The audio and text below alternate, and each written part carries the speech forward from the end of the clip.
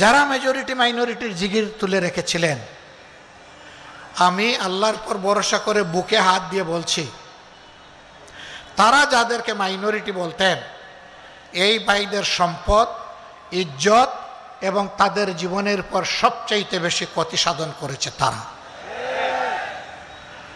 আমি দাবি জানাবো, বাংলাদেশ সরকার এবং জাতিসংঘের যৌথ উদ্যোগে 1972 সালের 10 জানুয়ারি থেকে আজকের দিন অর্থাৎ 2025 সালের এই 26শে ফেব্রুয়ারি পর্যন্ত বাংলাদেশে যত ঘটনা ঘটেছে এরকম, সেইগুলা অনুসন্ধান করে তার শ্বেতপত্র বাংলাদেশের জনগণের সামনে প্রকাশ করে দেওয়া হোক। তাহলে জনগণ জানতে পারবে কারা সত্যিকার অর্থে মানুষ খুন করেছে, ইজ্জত লুণ্ঠন করেছে, সম্পদ লুণ্ঠন করেছে।